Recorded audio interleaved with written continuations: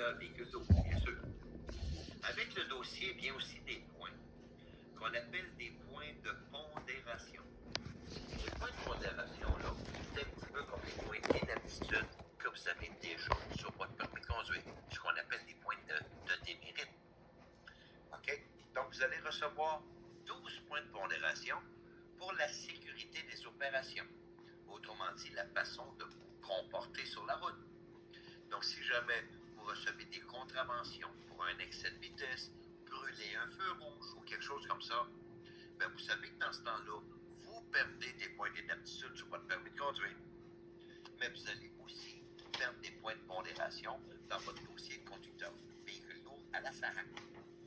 Et vous allez recevoir un autre, 9 points de pondération pour les implications dans des accidents.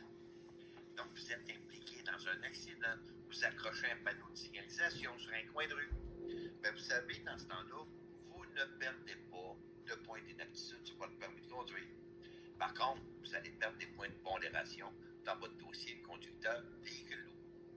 Donc, 12 points de pondération pour la sécurité des opérations et 9 points pour les implications dans des accidents. Ce qui fait un total de 21 points de pondération. Mais si vous perdez 14 de ces 21 points-là, là, vous risquez d'être suspendu du droit de conduire un véhicule lourd. Donc, ça peut aussi vous faire perdre votre travail. Donc, faites attention, ça. Autre chose aussi de différent, c'est le prix des contraventions. Les petites contraventions de 100 ou 150 comme on a l'habitude de recevoir au volant d'une voiture, bien, oubliez ça. Au volant d'un véhicule lourd, l'amende minimale d'une contravention est à 350 et ça peut grimper jusqu'à 1050 pour la première offense. Puis je vous le dis tout de suite, c'est très rare qu'un contrôleur routier va vous remettre le minimum, 350. Une contravention normale, c'est pas mal toujours entre 500 et 800 et ça peut grimper, comme j'ai dit, jusqu'à 1050. OK. Mais c'est pas tout, c'est que à chaque fois qu'un contrôleur routier vous donne une contravention, bien, la contravention vient automatiquement avec 50% de frais. Donc, imaginez, si vous recevez une contravention de 500 plus 50% de frais, ça vient de grimper à 750 pour vous. Et le double à votre employeur, 1500 Parce qu'à toutes les fois qu'un conducteur reçoit une contravention sur la route, automatiquement, son employeur, lui, reçoit une contravention double à cause de l'infraction de son conducteur. Ça, je vous dis qu'il faut faire attention, surtout quand vous allez commencer un nouveau travail avec un nouvel employeur. Mettez-moi à sa place. Un nouveau conducteur qui vient de rentrer, qui a un trop grand nombre de contraventions, ben, l'employeur va vouloir s'en débarrasser le plus rapidement possible pour engager quelqu'un un petit peu plus responsable, un petit peu plus professionnel. Dites-vous quelque chose, là, c'est qu'une partie du salaire que votre employeur va vous verser, c'est pour s'assurer que vous allez respecter toutes les réglementations sur la route. Et la première des réglementations, c'est le port de la ceinture de sécurité. C'est obligatoire de la porter partout en Amérique du Nord. Mais dites-vous quelque chose, là, vous ne faites pas juste prendre votre voiture pour aller au dépanneur, à l'épicerie ou aller voir un ami. Vous êtes sur la route toute la journée. Donc, les risques d'accident sont beaucoup plus élevés dans ce temps-là. Donc, il faut se protéger, on porte la ceinture. L'alcool au volant.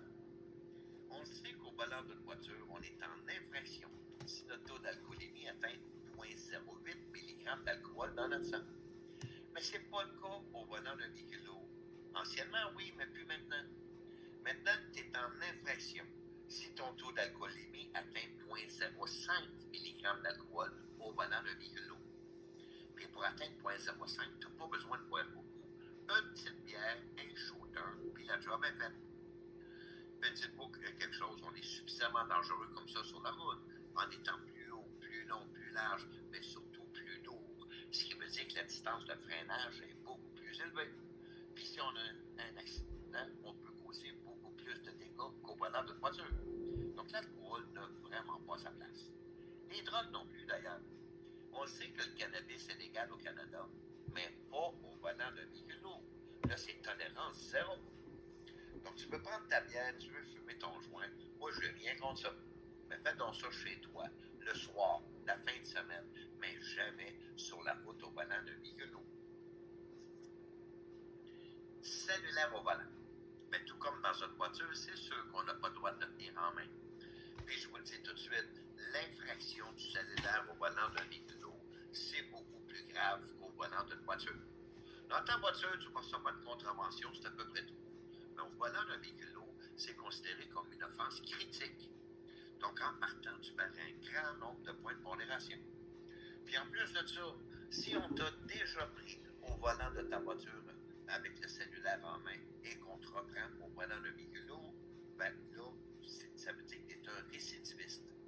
Tu pourrais immédiatement être convoqué à la commission de transport, passer devant les commissaires, et même qu'on peut décider de te suspendre du droit de conduire un véhicule.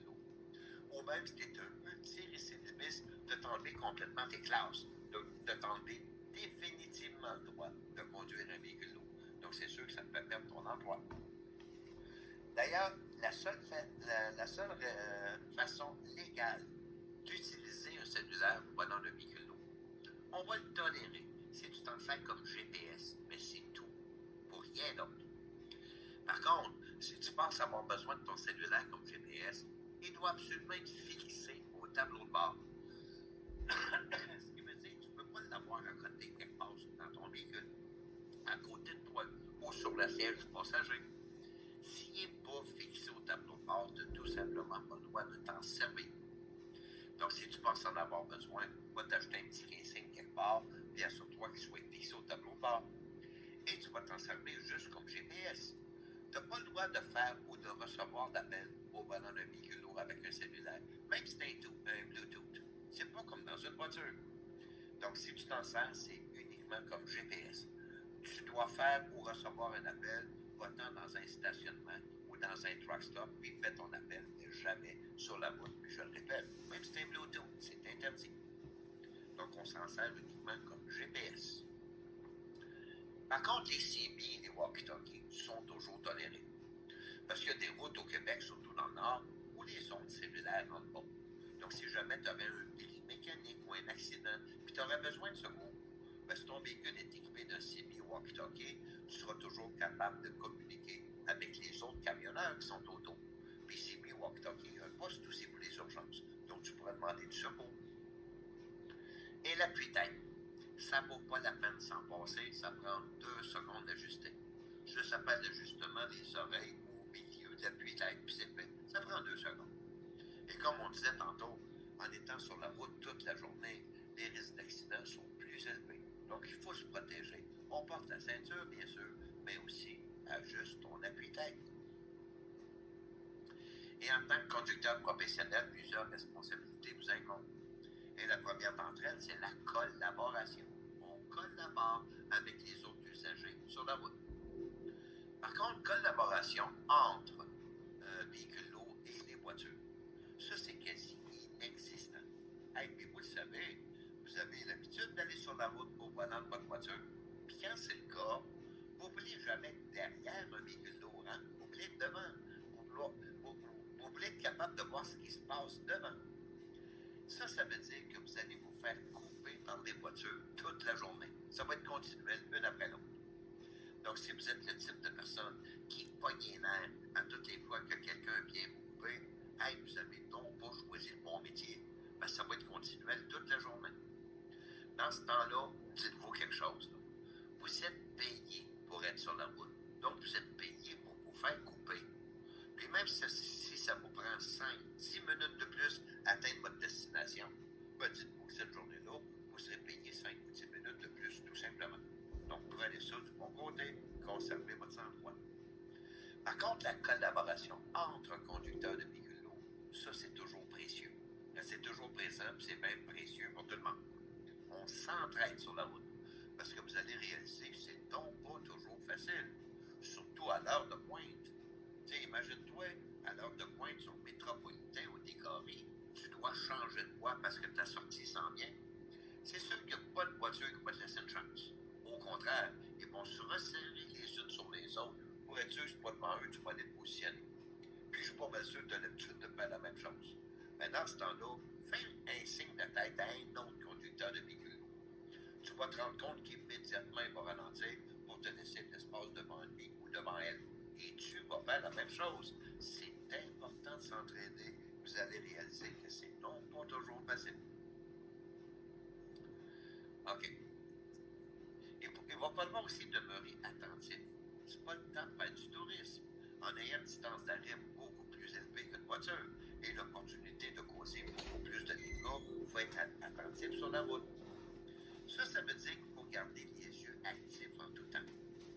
Donc, toutes les 10-15 secondes, c'est important de regarder loin devant soi, dans ses miroirs et dans ses miroirs d'angle mort. C'est facile de regarder loin devant toi et t'es plus haut que le trafic. OK? Donc, ça, c'est important de le faire toutes les 10-15 secondes. Au début, il va falloir y penser, parce qu'on n'a pas cette habitude-là au volant d'une voiture. Quand tu conduis ta voiture, c'est où tu vas regarder? À peu près juste le véhicule qui est devant toi. Puis même encore. Tandis qu'au volant d'un véhicule lourd, en ayant une distance d'arrêt plus élevée et l'opportunité de causer beaucoup plus de dommages, il faut rester attentif. Comme j'ai dit au début, il va falloir y penser. Avec le temps, ça va devenir une habitude. Tu vas y penser plus souvent de regarder loin devant toi puis dans tes mémoires. Et même un bon jour, ça soit devenu un réflexe. Une bonne journée, tu vas réaliser que tu es pas mal en tout temps au courant de tout ce qui se passe autour du véhicule sans réellement y penser. Et cette journée-là, tu pourras te considérer comme un conducteur professionnel. Et le pire ennemi du conducteur professionnel, c'est la fatigue. Parce qu'ici au Canada, on nous permet de conduire un maximum de 13 heures par jour. Et aussi de travailler un maximum de 14 heures par jour. Mais bien sûr, le 14 heures de travail inclut aussi nos heures de conduite.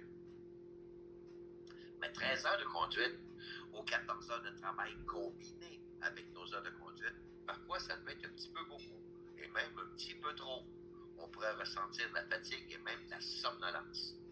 Mais quand ça va se produire, là, il n'y aura pas 36 solutions, mais bien juste une. Dans ce temps-là, on se trouve un endroit sécuritaire quelque part. Un stationnement ou un truck stop si t'es sur l'autoroute.